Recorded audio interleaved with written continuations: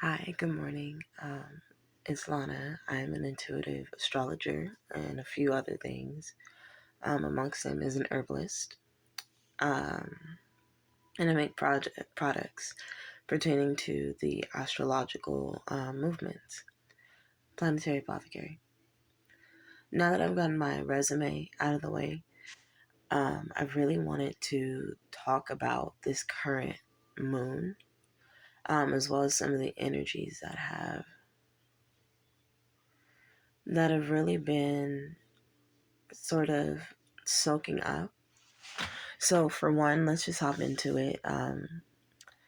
This moon feels very like stirring on a deep level. And I guess the word I'm looking for is impactful, right? Because even if you're not going through like your whole life being ripped apart by a tsunami and losing all your friends or dramatic transitions, there's still a feeling of inner restlessness that was caught or that was kind of created um, honestly a couple of weeks ago. And truth be told, since the beginning of Scorpio season, energies have just been so poignant and so intense and so deep that I believe that it's caused so many of us to have to slow down some more, um, especially as certain triggers and deeply unexpected triggers have popped up. It's a moon that has, and a season overall, that has caused us to go deeper in thought. One of the first things I had heard about this season, and I'm going to get into the moon, but as it's Scorpio season, this has to pertain to it.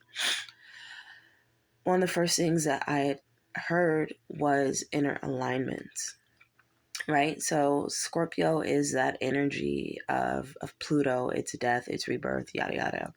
Everyone knows that. Or if you didn't, let me not be a condescending jackass. Scorpio rules death and rebirth in astrology.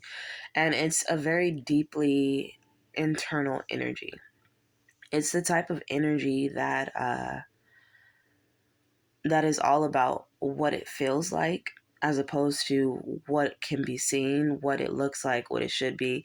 Scorpio is authenticity 100% because it's nothing but what it is and who it is. It can't really fake the funk. And that's where a lot of the power from Scorpio comes from, is that ability to just be from this deep knowing inside of yourself, to move like you are just one with, it's corny, but one with shadow, one with kind of the dark matter of existence. However, when we move into this more murkier mindsets or etc., it can feel kind of hard. You can kind of feel um like energetic attacks sometimes, or maybe it can feel like kind of being forced to be dragged through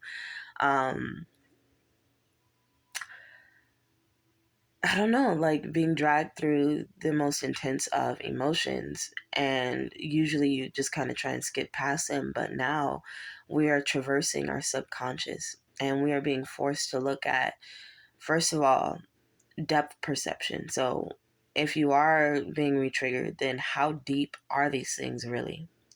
Right? How deep do these things run?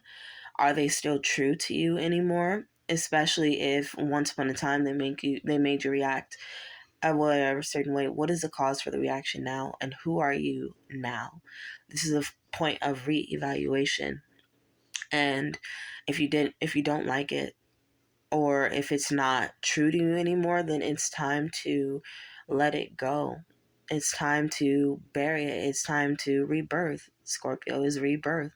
Um, and because it no longer serves you, and because it no longer um, is a part of your life, you can let the apparition go.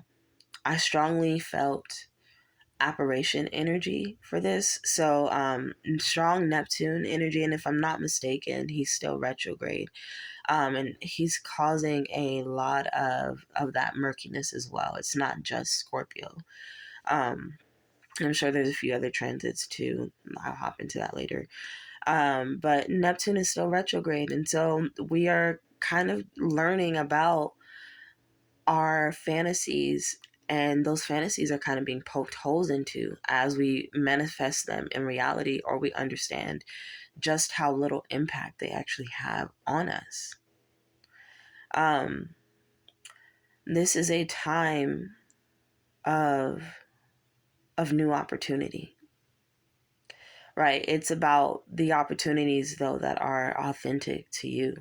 So maybe you won't be clapped for what you desire or what you choose. Maybe this is the shedding of the ego of the child inside of you, or whatever part of you that needs to be valued visually, that needs to be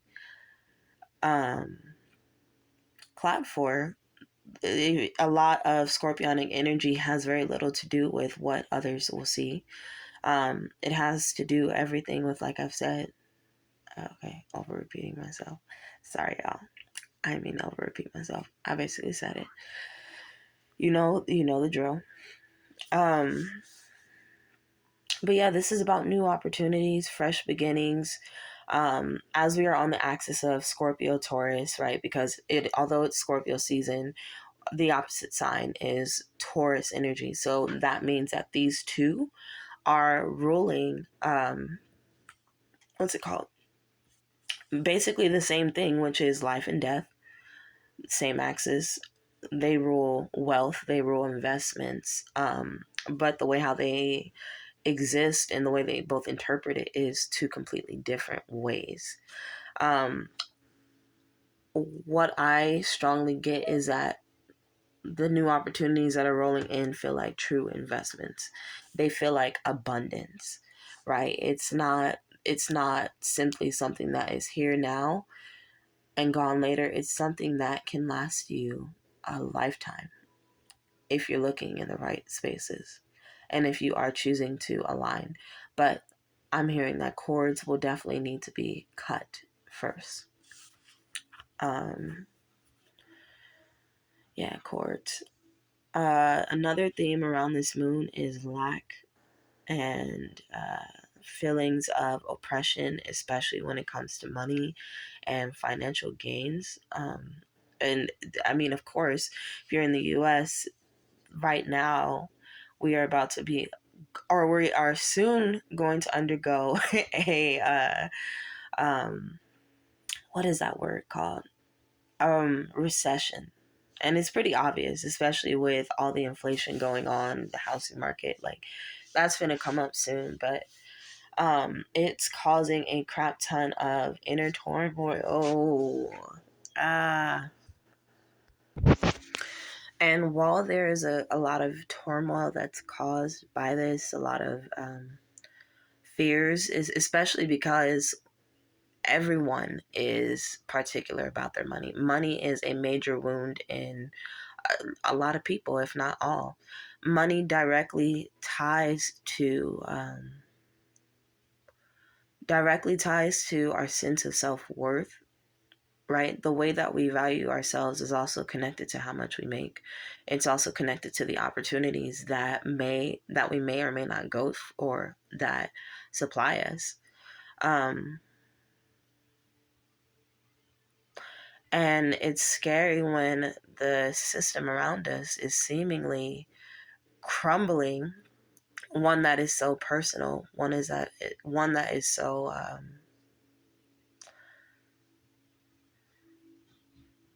that's so tied to a lot of important things. We need money to survive. So a lot of survival fears are popping up around this time too. However, one thing I'm strongly hearing is following gut instincts. So where is it that your gut feeling, that solar plexus, that sacral creativity, that root chakra, is really guiding you towards. What are the investments, the places, maybe the jobs, the new networks that you strongly feel like, okay, I need to hop on this now? Where are those leading you to? Because that has potential to carry you through a lot of what would have been struggle, hardship, etc. Financial gain and lucrativity can be found in the most unexpected of places in this moment. So that is part of why we need to dig a little bit deeper, why we need to kind of step back a little bit and get a little quieter, as opposed to like getting lost in the whole big picture and whatnot, because there are unseen gems, but it lies inside of you being able to be in tune with you, and you being able to be in tune with what it is that you need most in this moment. So don't be afraid to go there. Another thing I'm feeling for this moon is expression, right? And I'm hearing inner expression, but expression brings a lot of joy right now, a lot of excitement, a lot of happiness. Mars is retrograde in Gemini. But yes, Mars retrograde in Gemini. Gemini is a very expansive, a very chatty, witty air sign. It's intellectual as it is ruled by Mercury, and I believe it's the more teacher side of Mercury, the kind that really wants to explain and explore different topics, etc. When Mars is retrograde, like all planets, things slow down a little bit. Things are a little more sluggish, a little less understandable as you've come to understand your planets, or as your life has been. They just feel a little bit like off. Mars being retrograde is about kind of recentering yourself. But it's about, first of all, being able to speak your authentic truth, right? What is that inner expression that feels like gold to you? And when I say inner expression, I mean, what are the telltale signs inside of you, whether it's like a shining beam of like, oh, this feels good, or a rush down your spine, or you get the chills? What are those moments of inner communication that let you know that, wow, right now the way I feel, or the person I'm talking to, or the way how this is going is golden to me? And then being able to translate that to the world around you. How do you communicate with your life? How do you understand these signals? How do you understand these signs?